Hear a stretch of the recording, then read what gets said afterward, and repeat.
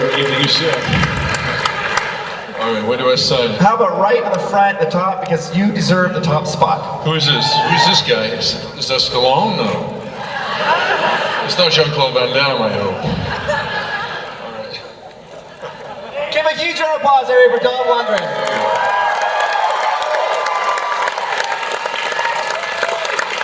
Hey. Yeah, I feel like you're pretty much good to do whatever you want to do, I think, Dolph. Hey, man. Before we begin, should we get a temperature of the room here? How many are fans of Dolph's in the Expendables? Aquaman. That feeling. This one goes a little back here. What about Masters of the Universe? And should I even ask Creed 2 and Rocky 4?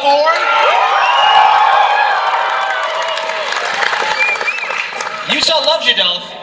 Thanks, man. Thank you. Nice introduction. Nice to be here in Utah again. I feel like we should probably start with the big one, right? Let's start with Rocky 4. Sure. So, in your time, this will go back to 1985, right? What was happening with your career when you got cast as that role? When I got cast, well, you know, I was a chemical engineering student. I was heard that. Living in New York. I was dating a girl who was in the show business, and I started getting second thoughts about going to MIT. It's like, I don't know about the test tubes, you know. Studio 54, Andy Warhol, I was like hanging out, Michael Jackson. Anyway, so then I went up for this boxing movie. I didn't know what it was, but they turned me down. They said it was, you know, they said, how tall are you? And I said 6'4", and they were like, too tall, next. And I'm like, then I saw behind this girl, there was a sign, Rocky 4, handwritten like this. I thought, I gotta do something about this. So I took pictures in boxing gear, and then I went back to Europe, because I was living in, I was in Sweden at the time. I was going back and forth. And somebody tracked me down a few months later, and then I went to see Stallone, and I ran into him. I went to see him in LA, and he had long hair for Rambo 2. You know, long hair, was really tanned, a little shorter than I thought, but he looked good, you know.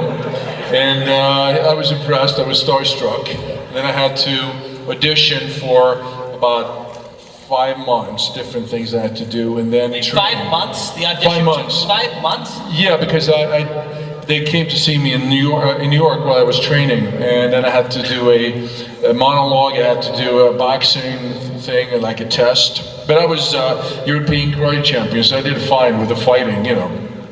But then I got the part, and then I moved to LA and trained with Stallone for 5 months in LA, 6 days a week, twice a day, and rehearsed the character. And then, you know, my girlfriend at the time was in her Bond movie, and I remember I said, Sly, you know, can I get some time off to go to the premiere in San Francisco? And he's like, forget the Bond movie.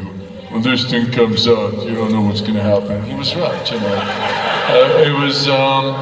He was right, you know. My life changed overnight. And I can say, I mean, that was huge. How soon, I mean, Sly mentioned that it was a big change coming right after the movie. How soon did you know that life would be different? You know, to tell you the truth, the premiere was in Westwood in Los Angeles, and I walked into the theater with my girlfriend, who was kind of famous at the time, and people would kind of get me out of the way to take pictures of her. Hey, you're in the way. Hey, big guy, move out of the way. I got in the theater, and I sat down, and I'd only seen like a rough cut of the movie, you know, in black and white, when we did this sound editing and stuff.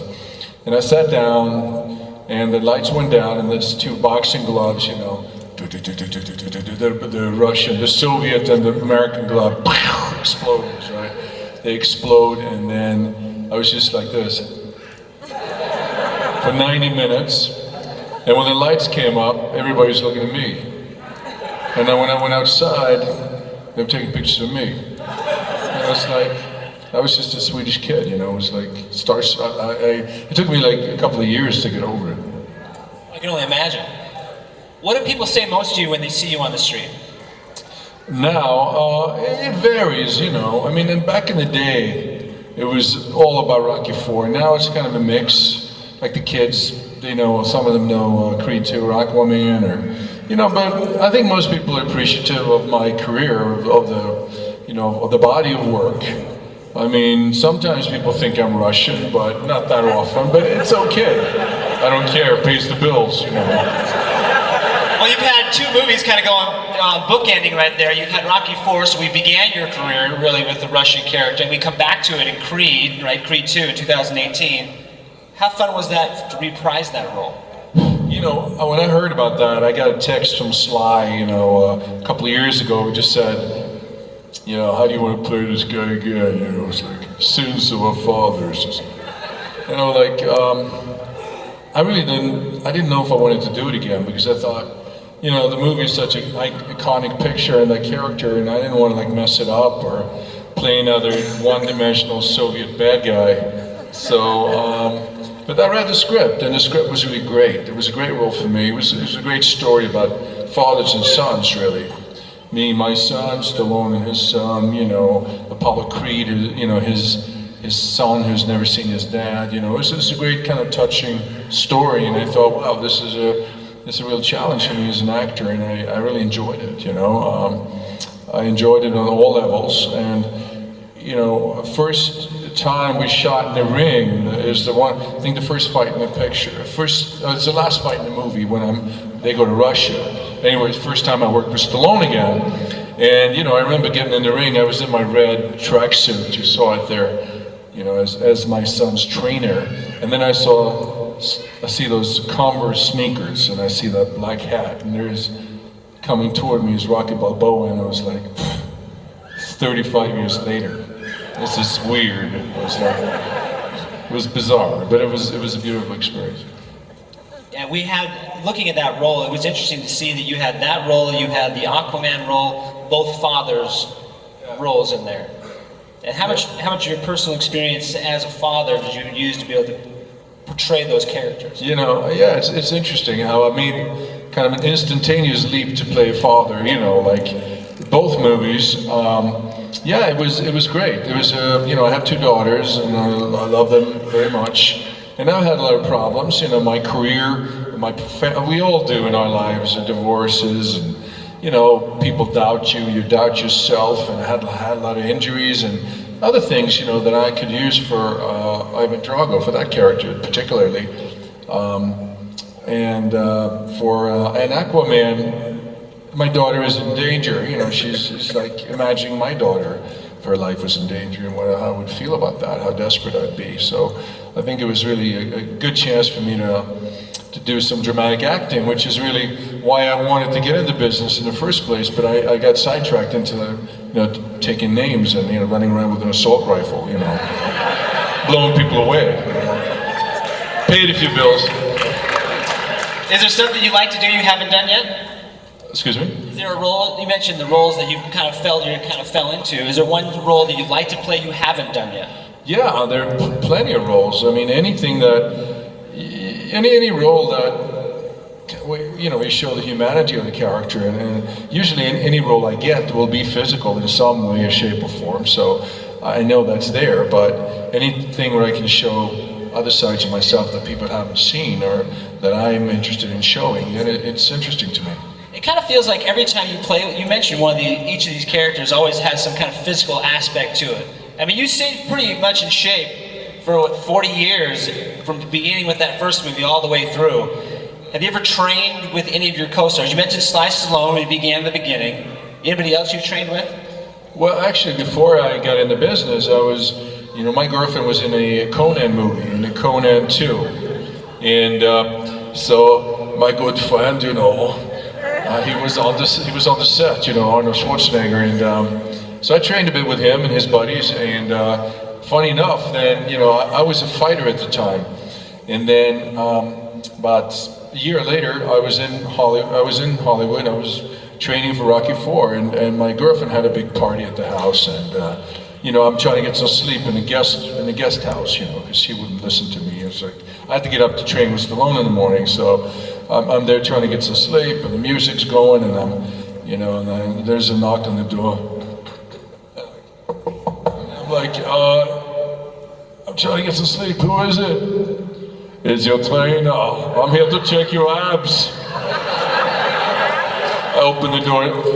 Arnold's with a big cigar and a big smile outside. So he's the first guy I trained with. Then I trained with Van Damme a little bit on. Universal Soldier. Also, nice guy. Kick your butt in the gym. Yeah. No, I don't think so. I think he was out late that night. So, but there was. I trained with Brandon Lee as well. Brandon Lee, Showdown in Tokyo. And it was funny because I had this British trainer, sensei, from Europe with me, and he was a nice guy. He was like a 7th degree black belt, and Brandon had his trainer. And when I met Brandon, I didn't know it was Bruce Lee's son. It was Brandon Lee, some young actor. And then I realized, oh shit, it's Bruce Lee's son.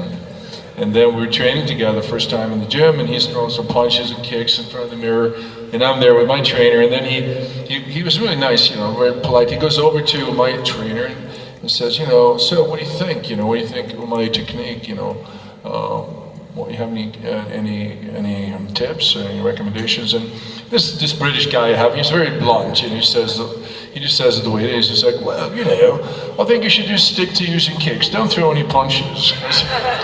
So your punches are a bit weak.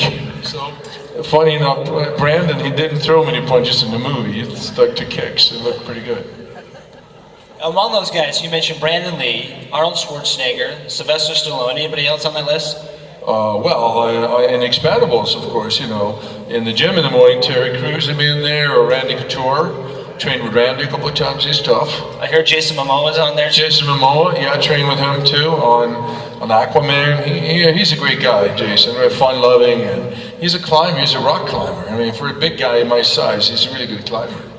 So he was good. You never know. Huh? You never know. No, you never know, I know. And he's one of those, he's one of those Samoan, naturally big guys, big hands. So he's I think he's one of the few big guys who is starring in action movies who's my size. Is it fun to see guys like Jason Momoa who have now taken that action role that really started way back then? I don't know if we'll just say it started with Dolph Lundgren. We just kind of put that out there. I don't know if it started. The first action hero. No, I think it did start with me, but what it was, something happened in the late 70s, early 80s where there were a lot of martial artists and athletes that got in the business, like Chuck Norris and, Arnold, Mr. Universe. Conan, yeah. There were a lot of guys, Jean-Claude Van Damme, and Steven Seagal. There were a lot of people who were real fighters and who didn't need a stunt double. They did all their own fighting, which now with superhero movies is kind of unusual because, you put a suit on the guy so you can throw anybody in the suit, really. So is it fun to see these guys who are like The Rock or like Jason who do a lot of their own work, who are now taking that to another level? Yeah, I think The Rock's, he's tough, and Jason Statham as well, Jason Momoa. Yeah, all of those guys, there's still some guys out there like that. But back in the day it was Clint Eastwood and John Wayne, and those guys got in bar fights and got drunk on the weekend and shit, and punch-ups, so the real men in those days, carrying real guns. I know we want to get to some questions here from the audience real quick, but before we do that, I want to ask, is there a story, one of your favorite stories from any of these movies that you've done, behind the scenes that we may not know about, that you love telling? You go to a party and you're like, okay, this is one of your favorite party stories. Oh gosh, I don't know. There are a few. I don't really try to remember if there's anything recent.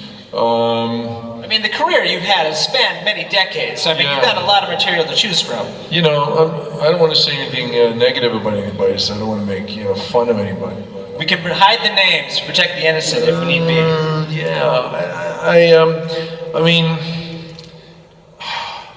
I think that what stands out a little bit is the Expendables, because having all of those guys in one small room, it's a bit weird.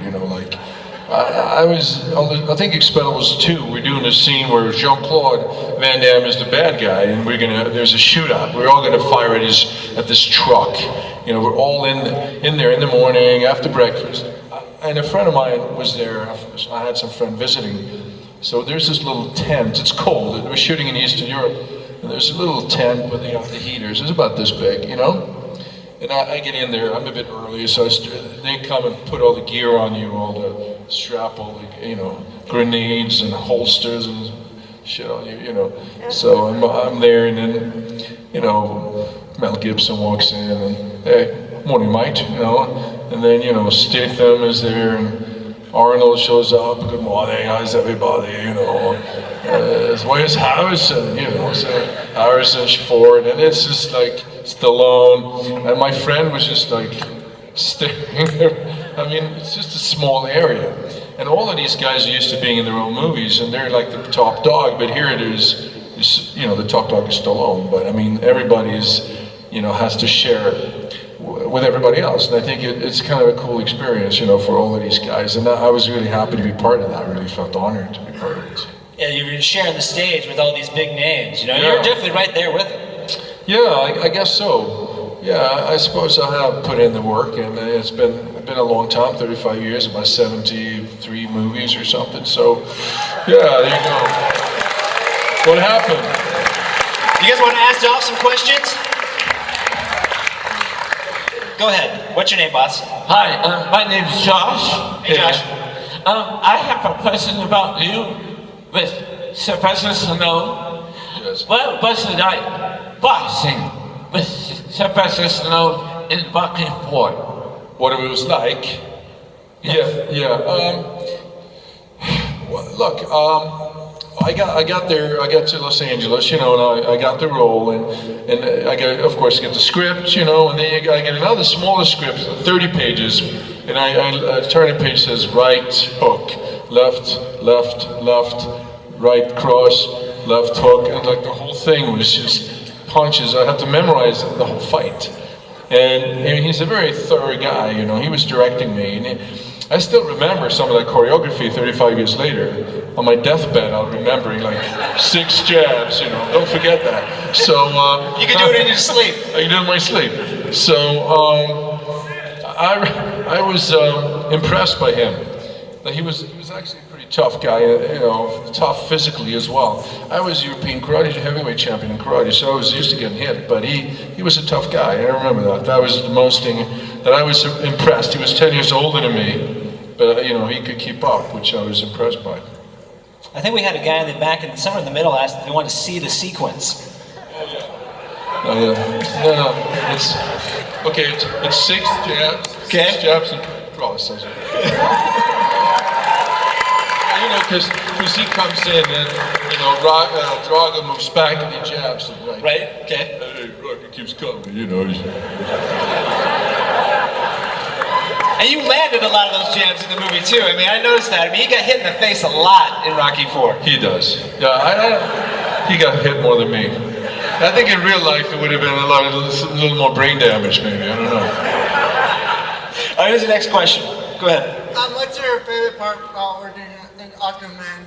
Excuse me? What's your favorite part about working in Aquaman? Yeah, Aquaman. Thank you. Yeah, you know, Aquaman was the first time I worked in a really, you know, computer-generated movie where the only water I saw was the water I drank between takes, you know? There was not a drop to be seen. It's all dry for wet. So you're basically hanging in these wires. You have the harness on, and they pull you up about 20 feet, 30 feet in the air, and you're kind of hanging up there trying to appear like you're swimming, you know, while you're talking to the other guy. And there's absolutely nothing around. There's just blue screen. And then the director will say, okay, Dolph, you know, you got like 500 guys down here, you know, on their side, and another 500 troops over here, and then you're attacking. It's like, you gotta memorize, you gotta imagine all these things. So that was a new experience for me. And the hair, they add afterwards as well. The hair moving, it's all added computer. So when I saw the movie, it was like, it's a bit of a shock. You know?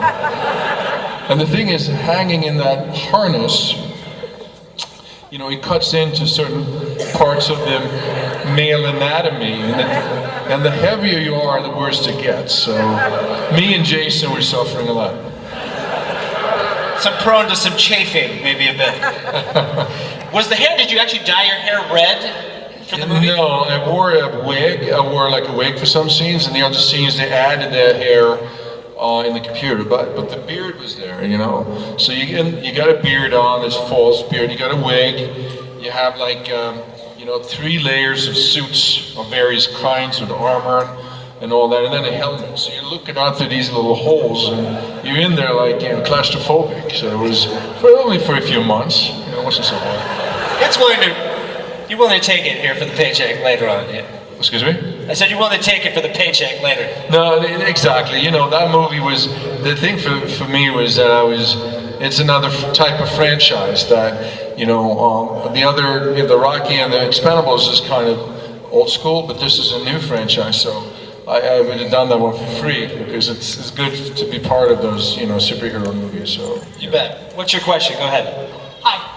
So I had seen before, some behind-the-scenes videos for Creed 2. There was going to be a fight between you and Sylvester Stallone in the hospital, and I guess it got cut.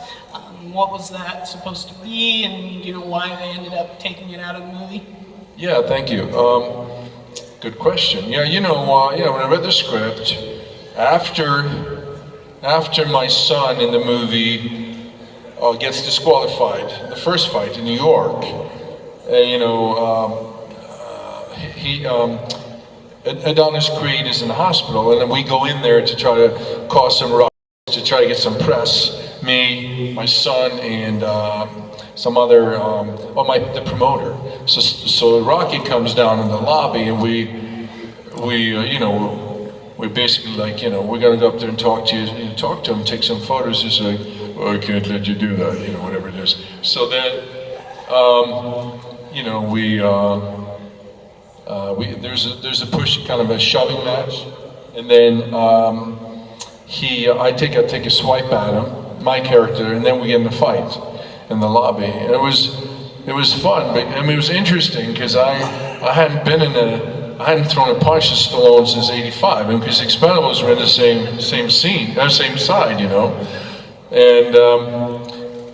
and we shot that late at night.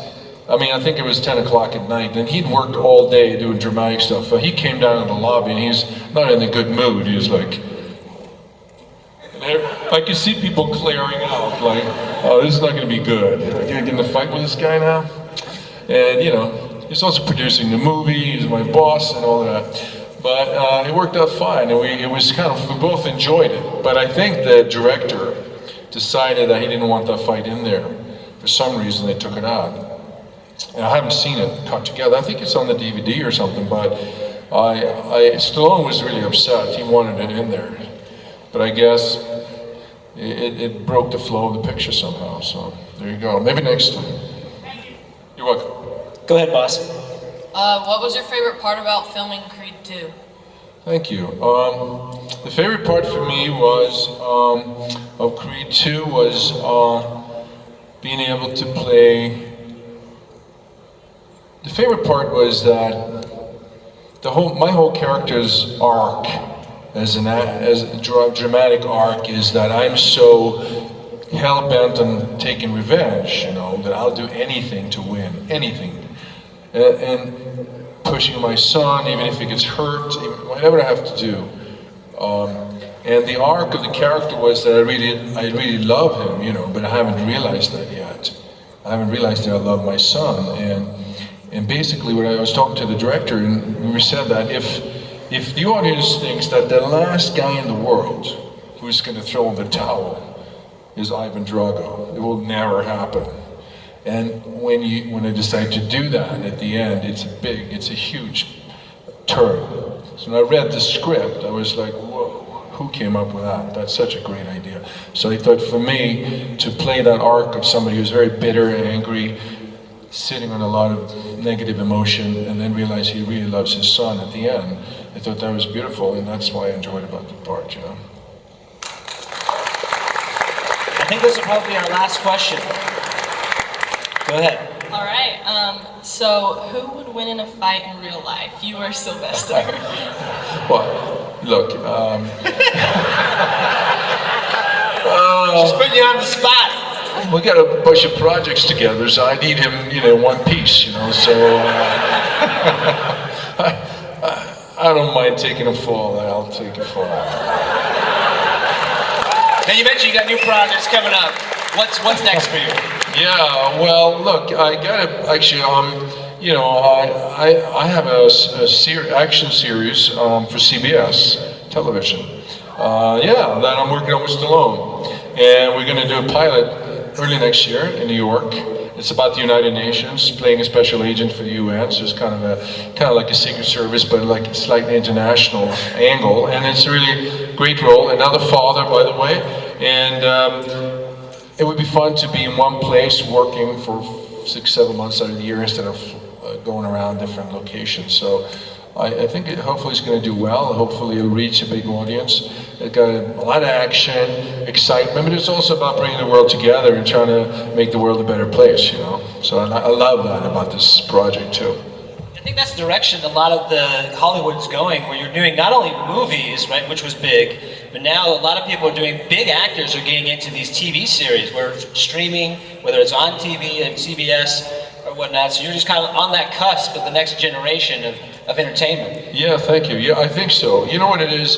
In big movies now, it's so much computer-generated action that you have about 30 minutes to establish your character, and then you're into the second act, and you're into action, you're into kinds of adventures, and whereas in TV you have 10, 15, 20 episodes, so you can do a lot of interesting stuff, and that's why I think actors are attracted to it, and including me. We definitely love Dolph Lundgren here in Salt Lake City. What do you say, guys? Dolph Lundgren, everybody! Everybody give a huge round of applause for Dolph Lundgren! Dolph, I just want to say this. In Russia, they might have rooted for Rocky, but here in Utah, we root for Ivan Drago!